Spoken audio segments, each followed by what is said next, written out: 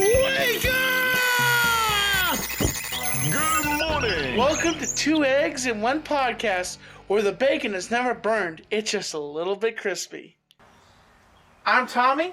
And I'm Justin. And welcome to Two Eggs And One Podcast. Oh, yes. What do we got for him today, Tommy? What you been up to, man? Oh, I've been just living life, watching movies, and just chilling and just going around. I got to speak to the Trailer Park Boys over the phone, thanks to my good friend Deborah Abbott that made the comic book. She was at a convention in Texas this week, and she got pictures with people, gave people my business card. She made a business card for me a while back ago. Yeah, I've seen it. It's a good business card. It is. It's pretty sick. And she gave it all to all sorts of people. Edge from WWE might have my business card. Uh-oh. And it was really cool to talk to the Trailer Park Boys. I told them to go F themselves because Julian told me to go F myself. And it was really cool to speak to Bubbles. And I actually made them a needle felt figure back in the day. Oh, yeah. I remember you telling me that. Back when I used to be into needle felting. Yeah. And how are you been doing, Justin? I'm good, man. I've just been enjoying the nice summer weather, hanging out outside a lot. It's been good. You're me and you are the opposite. I can't stand to be outside because I sweat like a boar in the sun because I can only stay outside for a couple of seconds and I'm just like that's one thing about fat people, we can't stand heat. And you like to wear full length sleeves. Oh yeah. And layers. I'm wearing no clothes, you're wearing a bunch. Yeah. Well, this is me dressed down, in my opinion. It's a good dress. No tie, just kind of dressed down, summer look. Cowboy hat, yes. To people on Spotify, I'm wearing a cowboy hat and I have sunglasses. Justin has on a floppy hat with skeletons. And that's it. White shirt. Nothing else. I'm naked otherwise. Well, to people on YouTube, you see what he looks like. But that's the point. If they're not watching it, they don't know. Two big movies went up against each other this week. Yeah. Top Gun Maverick and Jurassic World Dominion went up against each other. And who won? As far as I know, it was Jurassic World. Yeah, Jurassic World surprisingly beat out the beautiful smile of Tom Cruise. That actually makes me happy that Jurassic World won. I'm kind of happy too, but I'm kind of not happy because Top Gun is about the military and about American spirit and about teaching pilots and bringing something like that to that culture. And yeah, there's Maverick and all the other characters, Iceman, and we get to see what's his name from one of the original Batmans. Val Kilmer. Val Kilmer was in there, honestly, and he, Val Kilmer had throat cancer a while back ago, and he's healed now. But good for him. Val Kilmer lost his voice completely; he cannot talk. Wow. So when he does mutter in the movie, it's actually a computer talking for him because Val Kilmer has lost his voice entirely. Wow. So, yeah, him being in that movie and what they did in that movie was really interesting. I know me and my mom went to go see it. I don't know if you I still haven't seen it, actually. My bad. It's alright, spoiler. But I just want to say really quick that makes me feel so basically he was just lip syncing all of his parts. Yeah. So that should give people on TikTok a huge amount of inspiration. All these people that are so good at lip syncing on TikTok, maybe they can be in the new Top Gun movie. They could be in Top Gun 3. Val Kilmer breaking it open for him. Well, I don't want to spoil too much for you if you go see it, honestly. But I'm not going to spoil it for you. That's but right. I gotta say that I was impressed by both movies. But Jurassic Park Dominion, there's a review coming out at some point. Yeah, we got to put that out. We got to put that out for you. And am I taking too much? I don't want to be taking too much from you, for the podcast. I want to be able to be fair with you and go back and forth. Okay. Sometimes I could be. I admit to myself that I can be a little too much, and I push because I've done a hosting show most of my life on YouTube, so I gotta learn to share with my brother. My brother from I appreciate it, man, but they don't want to hear about that. You know what I mean? Screw it. Let's talk. Let's just keep talking. We're having fun. And I just recently watched I watched a show that Justin introduced me to. It's called Bored to Death. Bored to Death with Zach Galifianakis and who's the other actor? Well, Ted Danson, and then the main character. I'm so sorry that I don't remember your name, man. Schwartzman, Jason Schwartz. No, it's not. Oh, this guy's gonna kick my butt because it's not Jason Schwartzman. But it's a great show. It's on HBO. Yeah, it is. Give him your continue. But you know, it's like what he is he's a private detective, and he's a writer, but his girlfriend leaves him, so he decides that he wants to spice things up in his life. He becomes an unlicensed private detective, charging people $100 to do cases. $100 a day. $100 a day. Fees are reasonable. Fees are reasonable. You know, but he's doing it illegally because he doesn't have any license, and you're supposed to be licensed to be a private detective, apparently. Yeah. Which I didn't know, that you have to be licensed to be a private detective. Yeah, they don't want a bunch of people. They don't really like vigilantes. You know, the world doesn't love vigilantes. They show that in Batman. At first, they hate them, you know? Yeah, they hate him, and then they love him. We love you, we hate you. We love you, we hate you. Yeah. But it was Jason Schwartzman. I was right, that's his name. Jason Schwartzman, Zach Galifianakis, Ted Danson. It's a really, really good show. If you haven't seen it, it's an old one. I mean, it came out in... It's a pothead show, just to let you know that, folks. Like, there's a lot of pot humor. There's a lot of jokes about wieners in it and stuff like that. Yeah, maybe it's goofy. It's fun. It might be your taste. It might not. Yeah, it's definitely one of those shows. It's a goofball show. But, you know, Justin told me about it, and I sat down, and I binged this puppy all the way through, like, just to... you know, conquer something, you know? Well, it's one of those where it's really easy to get wrapped up in it. It's nice. Like, that's the good thing about binging is you really get submerged in the world, you know, because you're basically a fly on the wall watching it for hours on end. So yeah, and it's a fun little world. It is. I wanted more out of it. Now I don't think they're going to be making any more seasons. That's what I hate is when you really get into a show and like you get into like a hook on watching a show, and then you discover, oh, this show's been canceled from this blankety blank. That is awful. And we're not going to make any more seasons. I'm like, but you know, one thing is that I don't know if we mentioned this. Me and Justin are together right now working on making a sitcom. Yeah.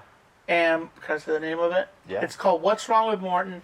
And I want to let you know, when we make this sitcom, there might be at least one season that we at least produce.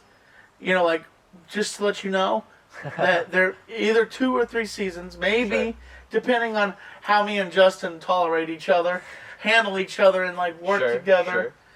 And you know, like, but we want to like make it so, you know, like something different for you, and that's going to be down the road. Like, we want to sell it to maybe a big streaming platform, and like there's a lot of things that we have to look into to get this project done. And then stay tuned for skits and Super Fun Time. That's part of the skits too, and just different content where me and Justin have different schedules. He has his schedule.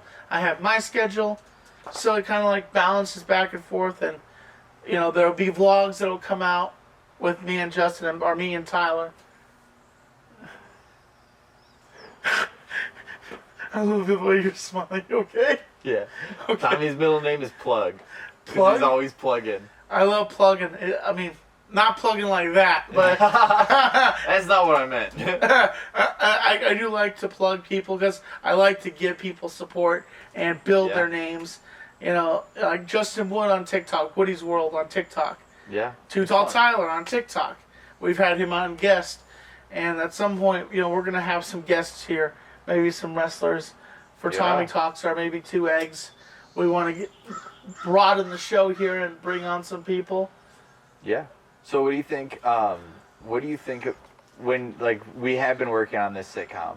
Yes. And does it give you a different perspective when you watch shows? Do you think about like, wow, I wonder what the writing process was like? Yeah, like when I look at a sitcom, And I kind of, right now, I've been recently watching some sitcoms and going back and forth and like seeing different styles, different ways. I watched a whole entire season of Breaking Bad and a whole entire season of Better Call Saul, and like just to go, and then like I've watched My Name Is Earl, and like they said they would like have whole entire days where they were like going off and shooting like movie stuff, but it was like the show, and like it was a whole day of work. You didn't leave until like midnight until they wrap, because like when you're on a set for a show or a movie, everything has to move with like the trailers, the cameras.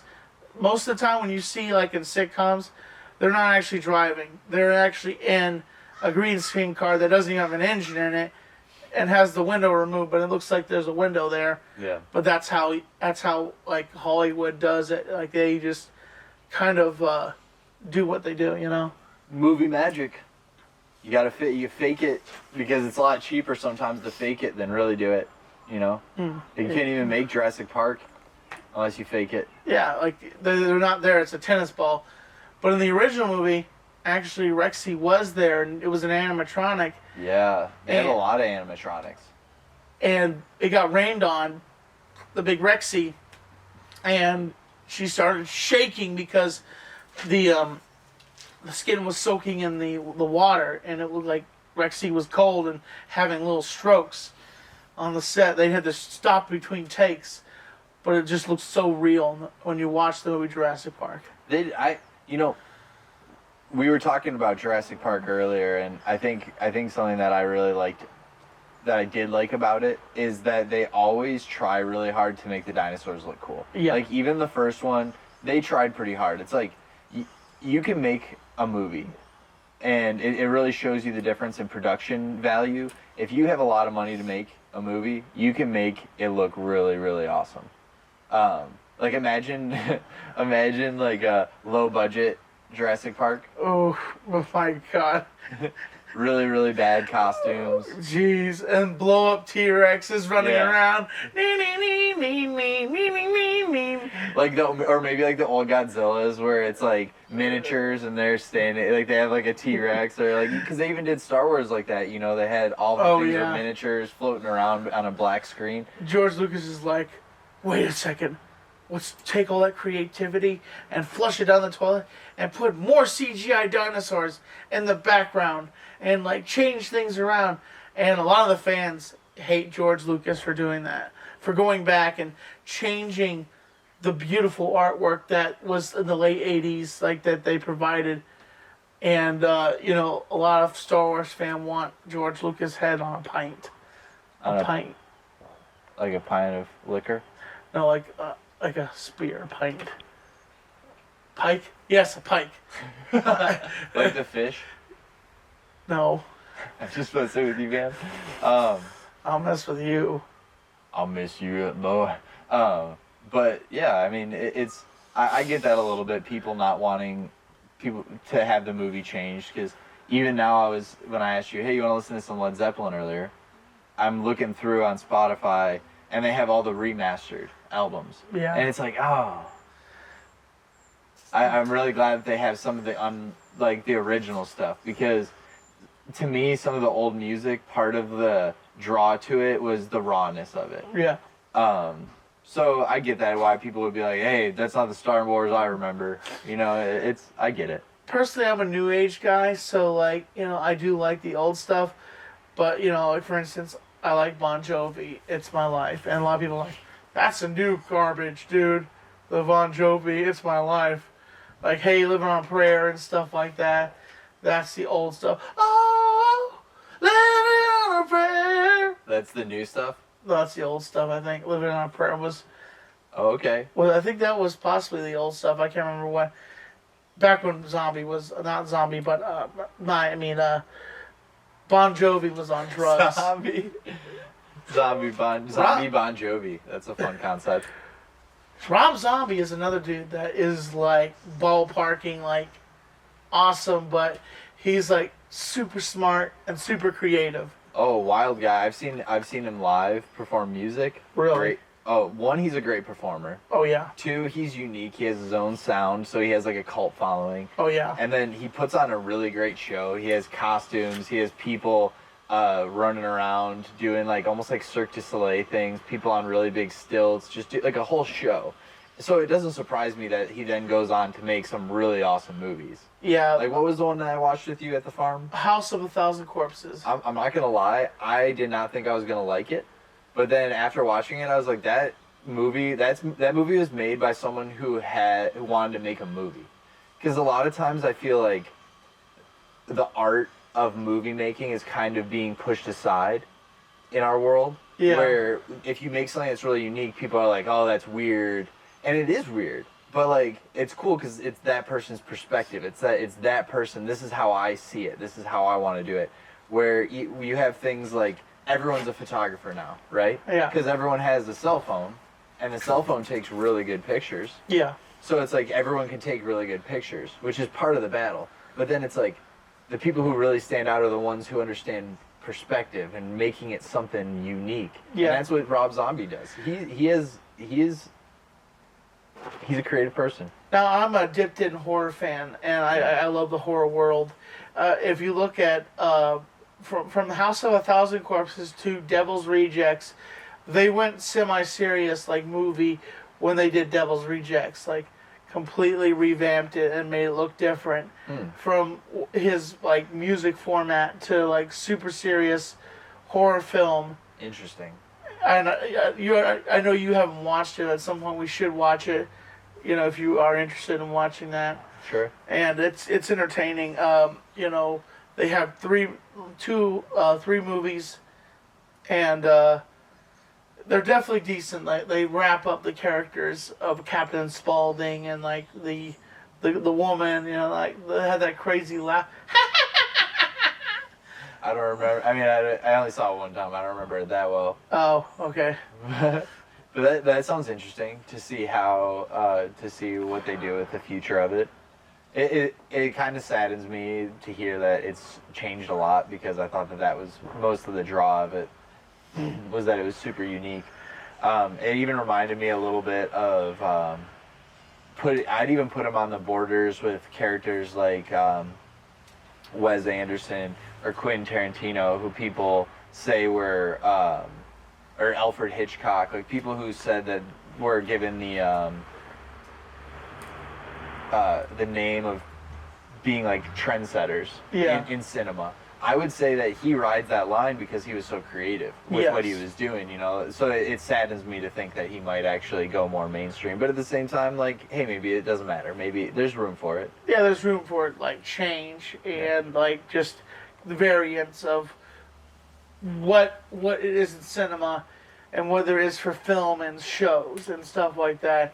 And I think that it's definitely a progressive thing that sees what will happen in society. And another thing I noticed is that since we're coming out of the pandemic, is people are going back to the movie theaters, and it's good, but less people are going back to the movies. Have you noticed that? Like the theaters we've gone to, there's like less people in the theaters, and that makes me worry.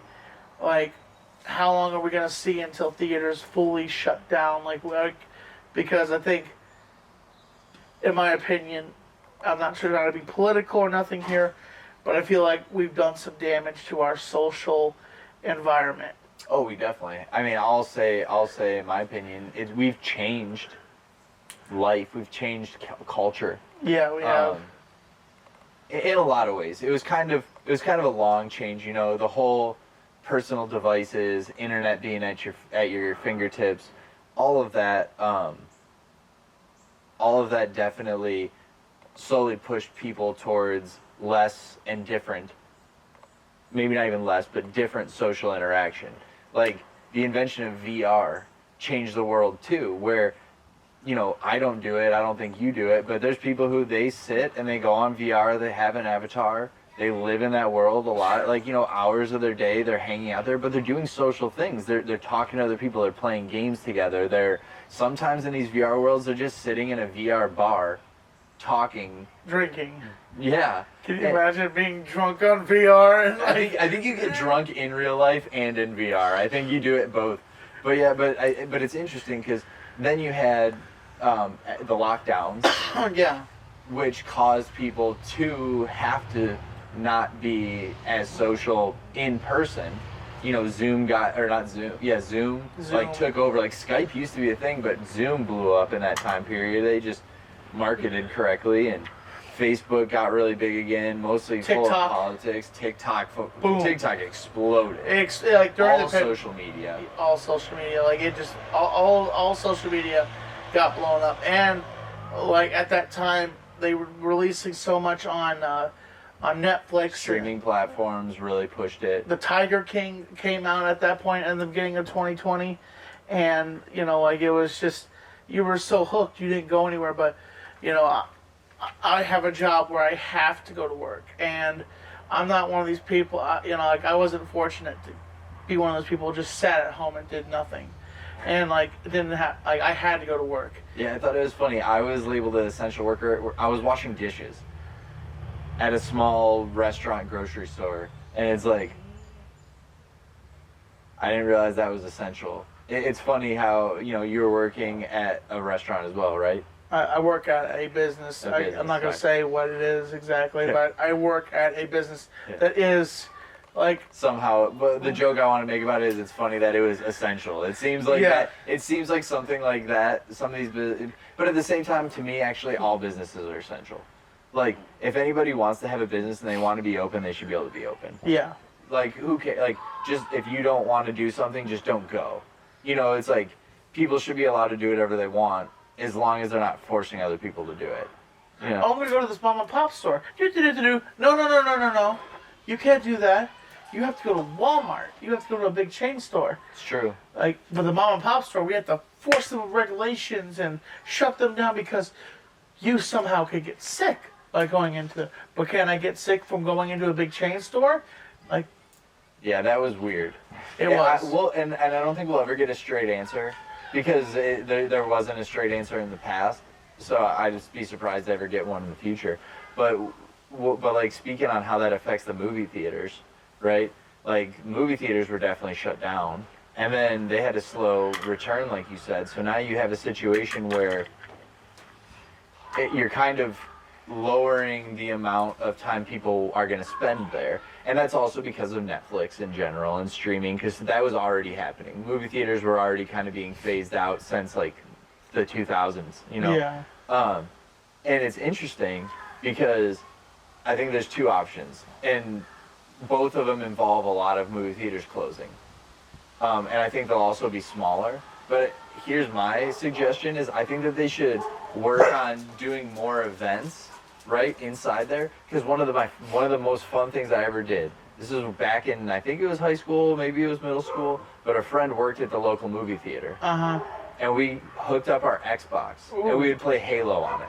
Wow. And not only that, but we brought a LAN cable, so then we ran and our friends were playing in the other one, and we ran a LAN cable so that we could play against each other. Wow. We were playing, and each team had a theater. And there's 4 to a team, and instead of it being on this tiny little screen, we had a friggin' movie theater. Jeez. Yeah. So imagine movie theaters could be like, hey, Thursday night is video game night. Have some tournaments. Have some things. That's what I'm saying. Like they have to adapt. They have to change. Like, yeah. You always say that. A little change is good. A little change is good, and sometimes some change is not good, but a lot of change is good with society and how we're advancing in our technology. I'd say some technology is good and some technology is bad. Like, for instance, putting Apple tags on people and tracking people, trying to nab people through human trading. That is wrong right there. Like, tracking women. Like, there's been some stories on TikTok, horror stories on TikTok, where somebody put an Apple tag on somebody and, like, tracked them. Oh, my gosh. Yeah, I don't know. I mean, for me, that's what's hard about technology, is that everything in the world, I truly believe everything is a double-edged sword, right? Like, when it comes to technology, you know, it gives you a ton of benefits. But you also almost always give up all of your privacy. Yeah. Because, I mean, name an app that isn't like, agree to our terms and conditions to continue, and everyone just says okay. Like, I'll admit, sometimes I start to read it and I'm like, what am I going to do here? I'm not a lawyer. I don't even know what this is. So, I mean, I can assume I can read it, but so it's like we give that up. Well, they're tracking, like my phone's probably tracking me right now. Here's what we're talking about. It's going to make some ads crafted towards me and what we've been talking about. But at the same time, like, I have an infinite library of knowledge sitting there. So that's pretty nice. Jeez. I don't know. Life's hard like that. But I think adapting is important. Like the movie theaters. They just need to adapt. They just need to adapt. Yeah. Move with the time. Yeah. Know what we should do? What? We should work on making more films. And then throw some film festivals. Or people who already make film festivals. Talk people into talk some of these, like AMC in town is always closed. Or like they're just dead. There's no one there. Have some like indie movie showings. Yeah. You know? And also this goes out to other people, like YouTubers and local people. If you want to be in our skits or something like that, our movies. Just collaborate at all. Contact Justin or contact me on Instagram or, Woody's World is on Instagram or Tommy NC2010 on Instagram. Anywhere you want to, at some point, you're in the area and you want to do a collaboration with us and you want to do skits with us, we open it when, like, if we want to make a movie and stuff like that, we want to have extras or just extra actors in the movie. We make a lot of movies, all male cast. Or women, if you want to. Do you remember that joke though in Zack and Miri? Yeah. But yeah, we'll always accept. If anybody wants to collaborate, we're down. Open door. Like we don't have that much of an open door, but we have a door that is relatively. You can knock. You can knock. Yes, you can knock on our door. But Tommy has a camera above it. Hey! And he knows that you're there. So don't try to get away. And some booby traps too. Oh yeah, I actually got electrocuted one time. It was funny. For a man with no hair, I watched Justin's hair follicles grow just a little bit. We'll put the taser bit right in here for the YouTube one. We've never used it, so that'd be great. All right, well, what do you say we just wrap this one up? I think this is a pretty good one. Oh yeah, it was pretty good. Before I go, have you ever watched Batman the Animated Series? No. You never? No. I loved Batman the Animated Series. And if you ever have a chance and you have it on HBO, watch Batman the Animated Series. Mark Hamill and Here, how about this, man? Yeah. Let's cut this and let's do another one right now, and we'll talk about animated stuff we like. Okay, sure. Cool. So let's just wrap this one up. So, folks, as always, I'm Tommy. I'm Justin. And this is Two Eggs. And one podcast. I like ham. And I also like stuff. As always, folks, I'm Tommy NC2010. Subscribe, support, stay positive. Keeping you on the inside fact. Cool. Yeah. Subscribe, support, and stay positive.